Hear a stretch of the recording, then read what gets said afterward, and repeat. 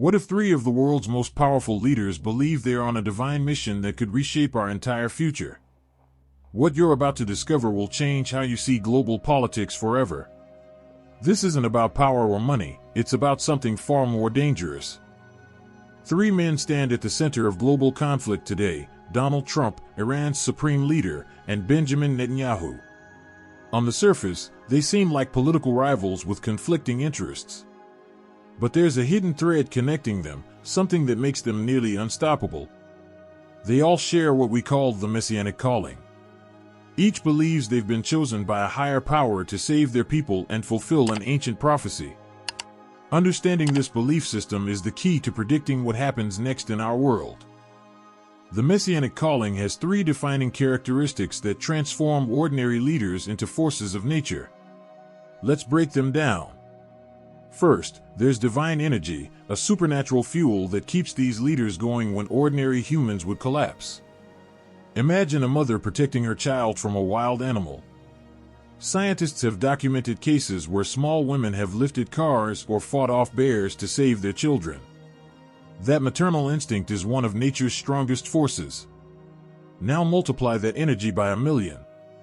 That's what leaders with a Messianic Calling experience every single day. Take Trump as an example.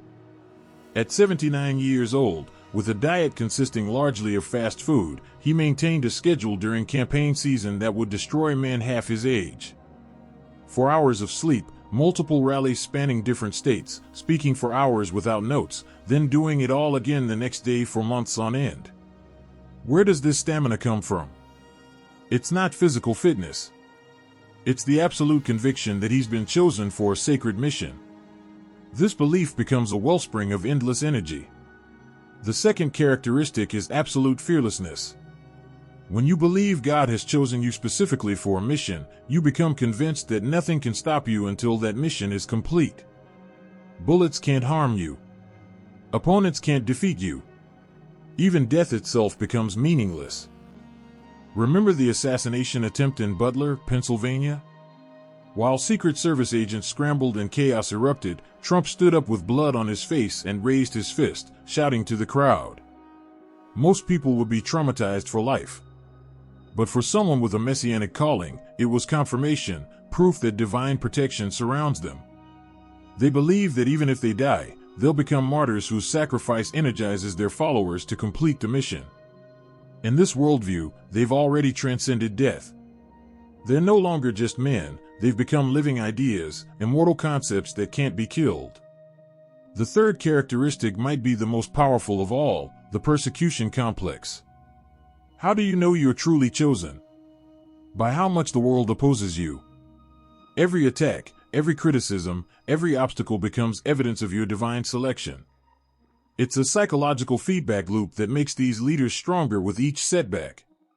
Trump survived 2 impeachments, had his own cabinet members undermine him, faced daily media attacks, was mocked by world leaders, had his home raided, faced bankruptcy attempts, and dealt with multiple prosecutions.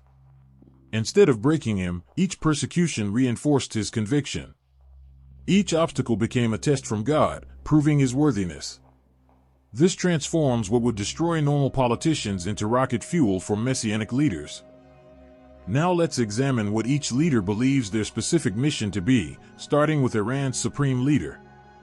The Ayatollah's worldview combines ancient Zoroastrianism with Shia Islam, creating a powerful prophetic framework.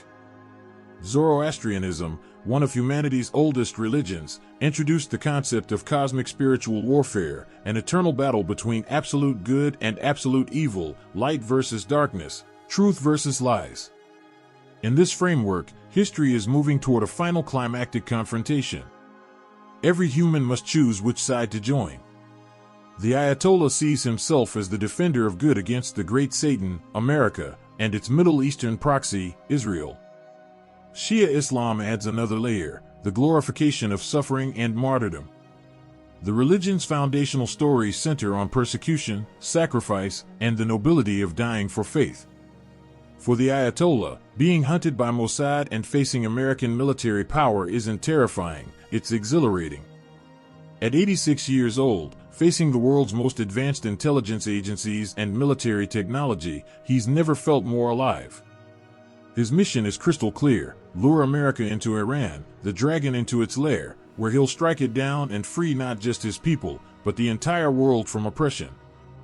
Death in this pursuit wouldn't be failure, it would be the ultimate achievement. Donald Trump's messianic mission centers on destroying what he sees as a century-long corruption of American greatness.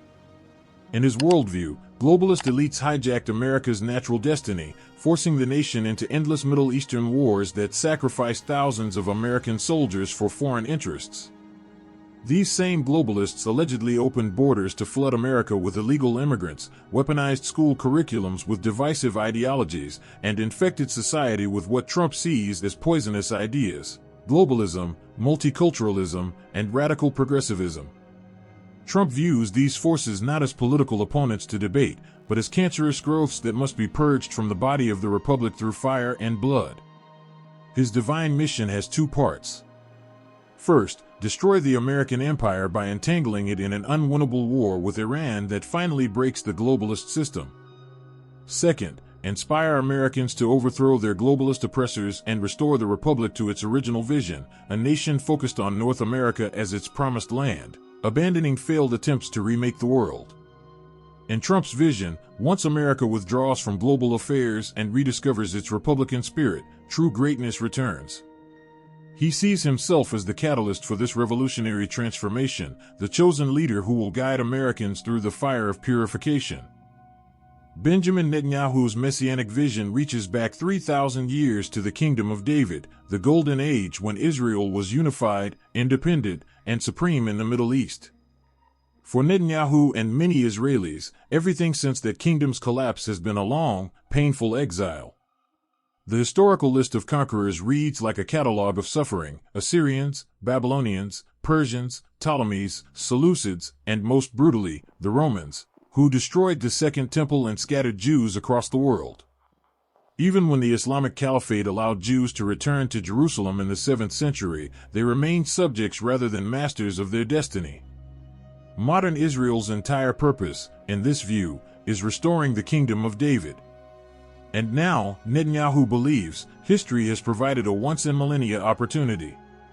If Iran and America can be drawn into a mutually destructive war, Israel emerges as the regional superpower. A unified nation, gathering Jews from around the world, becoming the light unto nations, the biblical prophecy finally fulfilled. This raises an obvious question: why would America allow its own empire to be destroyed for Israel's benefit? The answer lies in a powerful faction within American elite circles, Christian Zionists. These believers maintain that Christ's return requires specific conditions: Israel must be reconstituted as a nation, the temple must be rebuilt, Jews must return from their worldwide diaspora, and a final apocalyptic battle must occur. Far from being a fringe belief, this Christian Zionist project has existed since the Protestant Reformation, with adherents patiently working toward this goal for centuries. Here's the shocking part: one of history's greatest scientific minds helped build the intellectual foundation for this movement. Isaac Newton, yes, the father of calculus and classical physics, saw his scientific work as secondary to his true calling. Newton believed he was a prophet chosen to decode God's plan and prepare for Christ's return. His theological writings, far more voluminous than his scientific work, laid groundwork for the Christian Zionist interpretation of prophecy. So we return to where we started: 3 leaders, 3 messianic visions, all converging on the Middle East. They're energized by divine calling, fearless in the face of danger, strengthened by persecution, and absolutely convinced they're fulfilling prophecy. They're not playing by normal political rules. They're not motivated by wealth or conventional power. They believe they're instruments of divine will, reshaping history according to ancient scripts. Understanding this changes everything about how we interpret current events. These aren't just political conflicts, they're collisions of prophetic visions, each leader believing God has chosen them to win. And that makes the situation far more unpredictable and far more dangerous than most people realize.